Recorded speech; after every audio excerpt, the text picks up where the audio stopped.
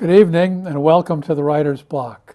I'm your host, John Ronan, and as you know by now, because we are tonight starting out our 22nd year, I interview writers about their craft, what they've planned for the future, what they're working on now, what they might have done in the past. It's a wide spectrum, however, and we have had actors on, we've had painters, we've had all sorts of talented artists. It's a pretty wide spectrum. So, if you have an idea for a guest who might be right for the Writer's Block, watch for our address at the end of the show.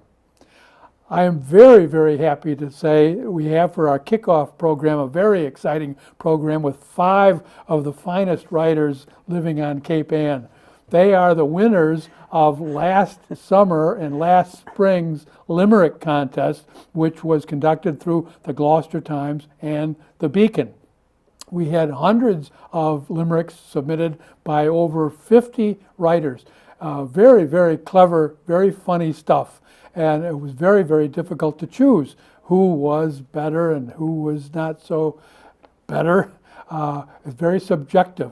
But we had to come up with some winners, and we came up with 5 winners. And for tonight's show, I'm going to name them. And I want to point out I have my special green limerick tie on tonight to give us some Irish luck.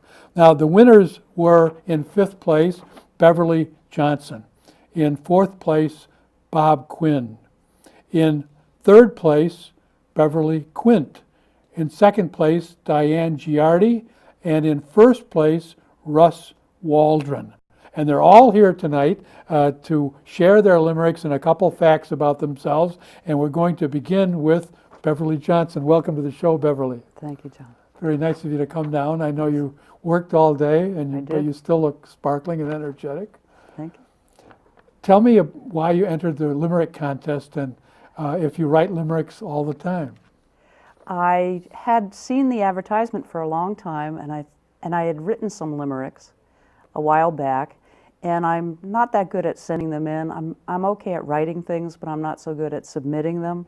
But it was the end, and there was 3 more days left, and I thought, I have to send one of these limericks in. So I actually sent in 3, and was surprised when I heard from you. You wrote a pretty serious limerick. Before you read it for us, tell us where you got the idea. Well, I was thinking about ideas for limericks, so I actually had gotten a phone call one day from a friend, and she said, I have to write a limerick. And I said, well, I probably could write a limerick. She had to write one for somebody from work. And so I started playing with words, and that was one of the limericks that I came up with in trying to help my friend out with writing a limerick for a goodbye party. So you were writing a limerick for the contest, and you ran into a friend who had to write a limerick for another actually, it was for another event. Well, that happened first. I'd written the limerick already, and I just, used that limerick for the contest. So our viewers can get to know you a little bit more. Can you tell us where you live and what do you do? I live in Gloucester, and I'm actually a probation officer in family court. So I hear lots of tales. Probably not limerick suitable often. Well, some could be, but this one actually could be for that one. Yes. Would you tell me how long it took to write the poem and what you would advise other writers to do if they want to write limericks? It probably took me 2 minutes to write the poem, but I write other poems and they don't all take 2 minutes. And I would say that keep writing. You write letters, write poems, write to your friends, write. And you're not a professional writer. I am not. But you love it anyway. I love writing. That's wonderful to hear. I love writing. Now, would you share your limerick for us? Read the title and then read the limerick itself. I would be pleased to. All right. The title is Bubbles Troubles. One must always remember when drinking that alcohol muddles the thinking. Should your boss once discover that booze is your lover, your career might be gone in a blinking. Thank you very much. Thank you. We have an audience here. I'm going to encourage the audience to clap. The audience is consists of the other winners. Thank you very much, Beverly Johnson. Thanks.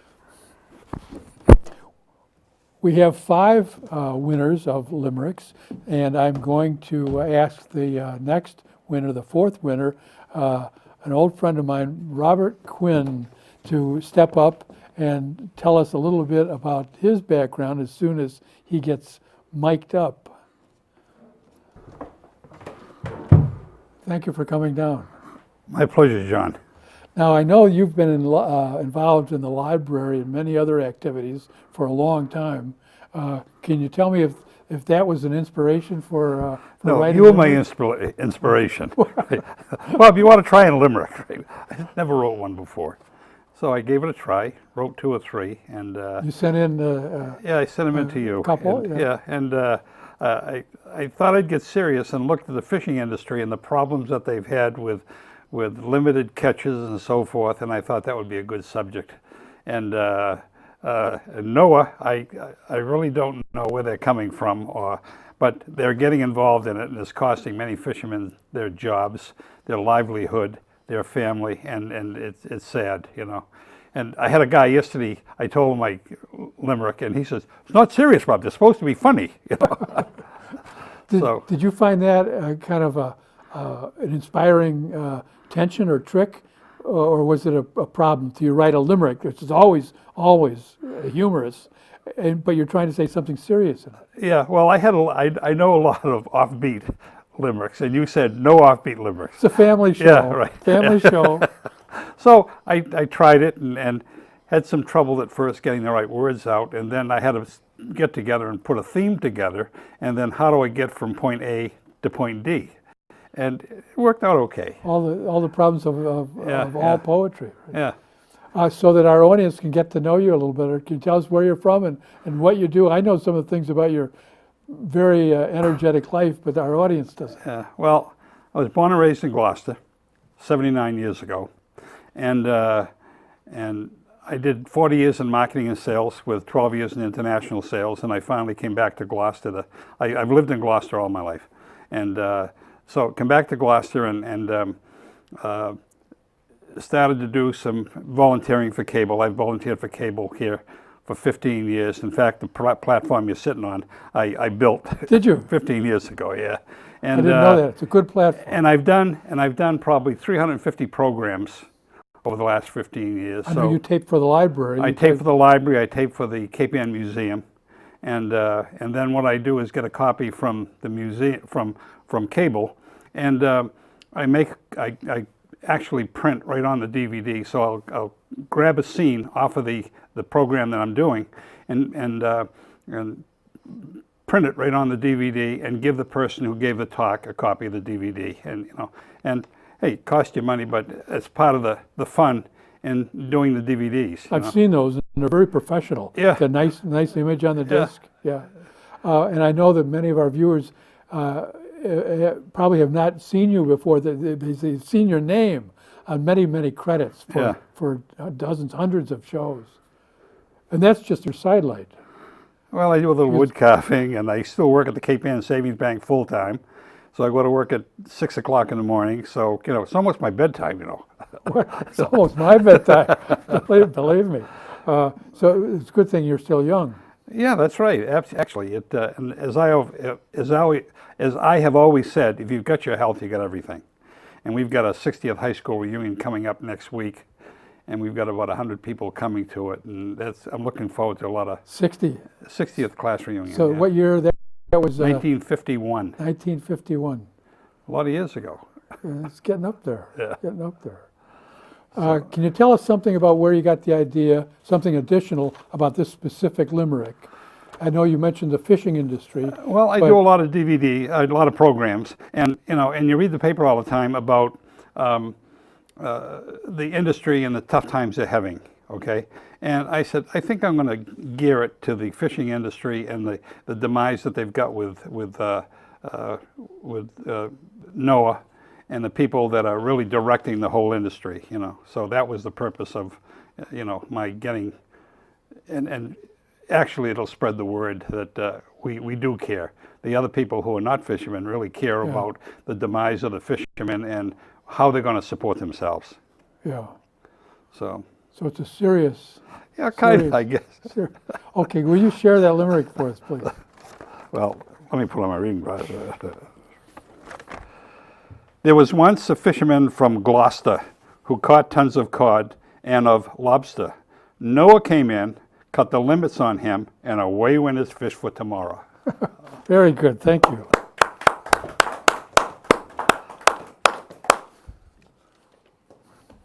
That was Bob Quinn reading his poem about fishing and the demise of fishing here in Gloucester. And Thank you. we are going to have next the distinguished Beverly Quint, Dr. Beverly Quint, who is good enough to come down tonight and to be on the show, I believe, for the second time.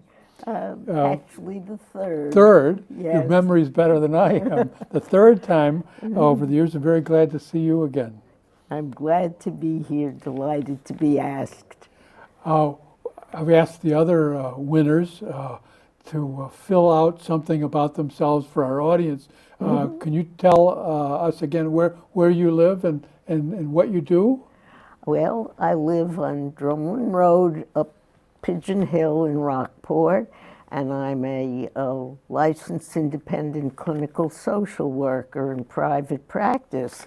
And I think I've overcome the status of being a newcomer.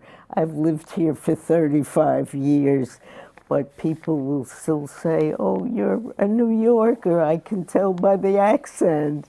But this is my heart's home. And moving from the center of Manhattan to a hill in Rockport is where I want to be. And I'm concerned about the people and the community, and I am anxious about the hospital. And I use the form of a limerick, which is a kind of jolly, bouncy form, to bring to the foreground something that's a very serious matter and of emotional and physical concern to all of us, because we're all going to share one thing, and that is aging and needing a hospital sooner or later to meet our needs. And our hospital is now threatened. It's over 100 years old, and we've supported it in every way. And now there is a threat hanging over all the communities of Cape Ann that we may lose this lifeline. Did you know? You've been in the medical profession. Have you seen Mental health, yes. great changes over your career that have pushed hospitals and pushed medicine towards the situation we're in today? Yes, I have, but there are extenuating circumstances for all different hospitals, and we are particularly vulnerable because we have a high proportion of aged people, senior citizens, and also we're on an island. Cape Ann is really severed from the mainland by two bridges, which are not always highly functional. And if we lose a hospital, we can lose lives in the process. It's true that the healthcare scene is changing, and I read in today's New York Times that more doctors are now getting MBAs so they can think of the business of medicine rather than the Hippocratic oath of the healing properties. But I think we still need the humanist healing gift that the medical profession can bring to us, and we have to fight to keep our hospital going. Do you think it will continue, Addison Gilbert? Well, it depends on the energy of all the people in the community. It is a community hospital, and half of its support comes from taxes from the community. And I want people to show up at a couple of meetings next week, one on Tuesday the 13th at 7 o'clock in Gloucester City Hall to hear the City Council question the new status, the latest status of the hospital, which is being taken over for the second time by Leahy Clinic. And then there are two meetings on... Well, excuse me just a sec. Those meetings will be passed when we air the show. So should people who are concerned about the hospital, can they write to their council members? Or what else should they do in a general way? Well, they can listen to what the council meeting members ask, and then the next day, Wednesday the 14th, either at 7 to 8:30 in the morning or 6:30 to 8 in the evening, they can go to Cruiseport and ask questions, although the questions allegedly should be presented first in writing, but at least have some input to question the people who are now running our hospital, who have not ever put in writing a promise to us that they will keep the 8 services necessary for an emergency room open. So show up. Okay. Would you share your limerick for us, Yes. Please, Beverly Quinn? And it's called The Nightmare. And it says, our hospital's lost such a lot. Now we ask, can we keep what we've got?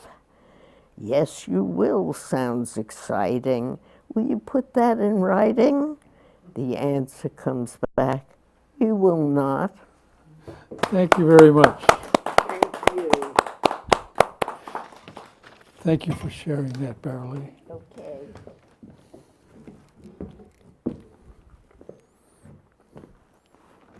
Okay, thank you. That was Beverly Quint, the third place winner, and with another serious limerick about a serious topic, the hospital and the hospital's continuation here on Cape Ann. The second place winner is, I'm happy to say, another returning guest, Diane Giardi, who won the Fisherman's Wives contest 2 years ago, I think. Very nice to have you back. Thank you. Nice to be here. You're, no surprise, I guess, after the 3 preceding limericks, your limerick is also pretty serious. Well, a little bit humorous. I ended up writing on a different careers, different professions, so most of them are silly, but maybe the artist one isn't quite as silly, just about the process of being an artist. You know, the process of being an artist, Yeah, which is sometimes silly. I wish it weren't for me sometimes, but how did you get the idea for that limerick? Well, I started writing about different professions. I thought I'd pick a theme, and then with artists, I started just with what I do myself, and I'm talking about the simple act of beginning or the process. So I'd never written a limerick before, so it was a lot of fun to just try one, and I had to look up the rhyming sequence and the number of lines, and then I just kind of, thought of, I did one on a chef and one on an exterminator and an archaeologist, all different careers. They're pretty strict rules. Yeah. To fill out for our audience, can you tell us what you do and what kind of art you're involved in?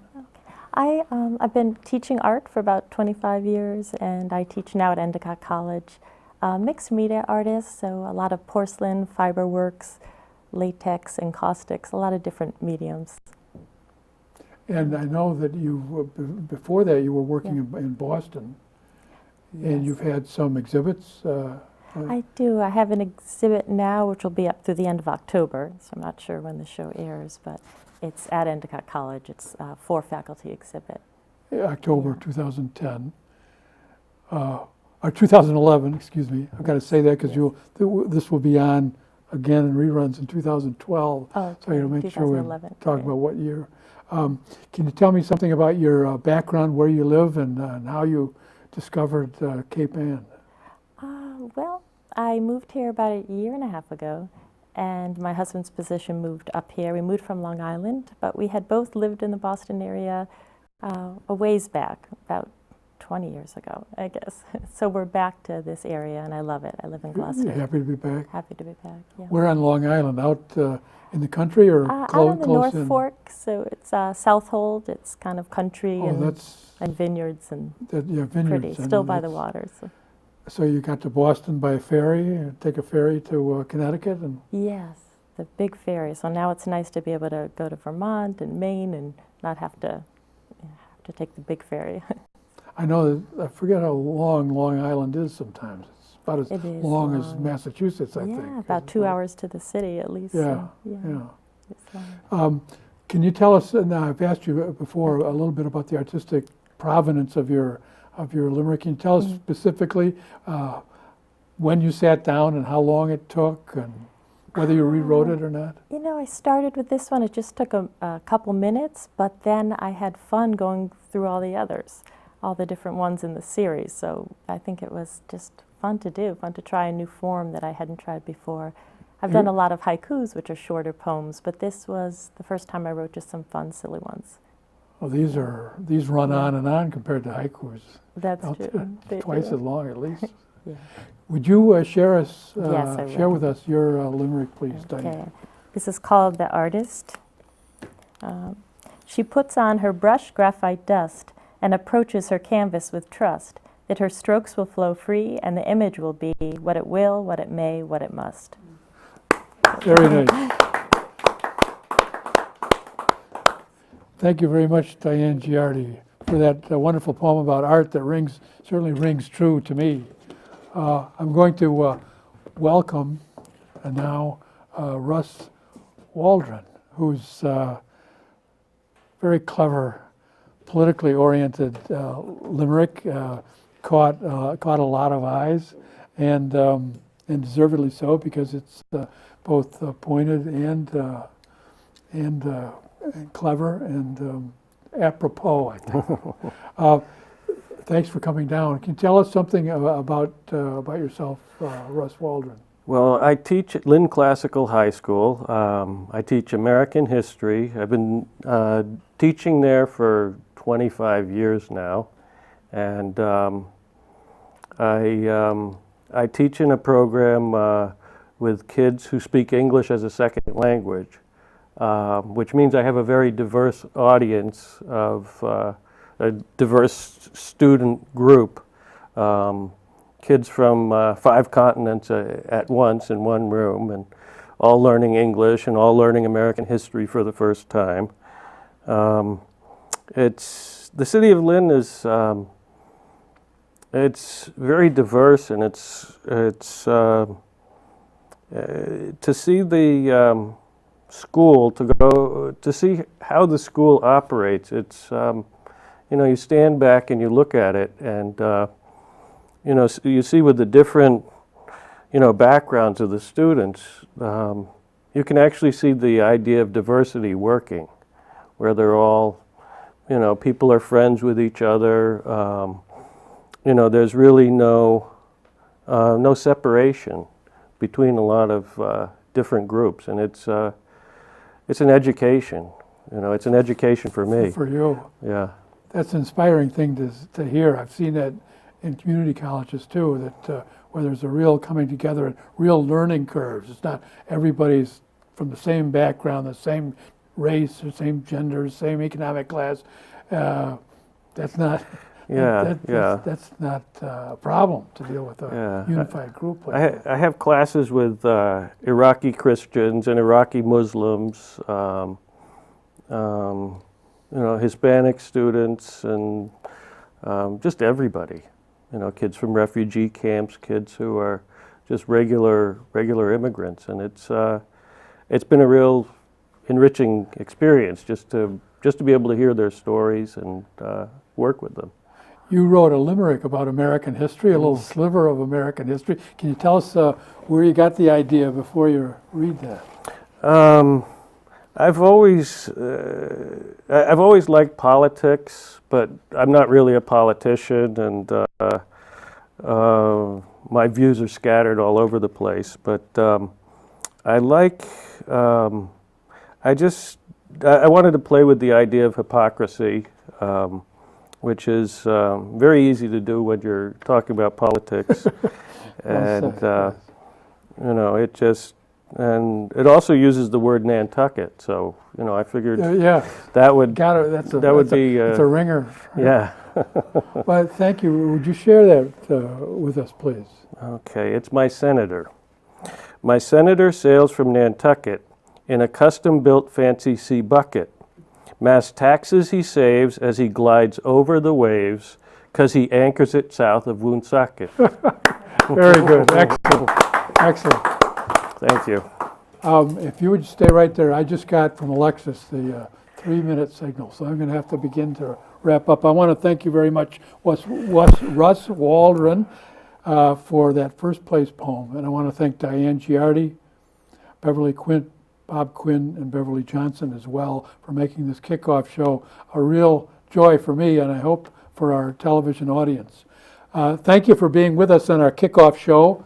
I hope you can join us for the rest of the season. We plan a very, very interesting, wandering, diverse group this year.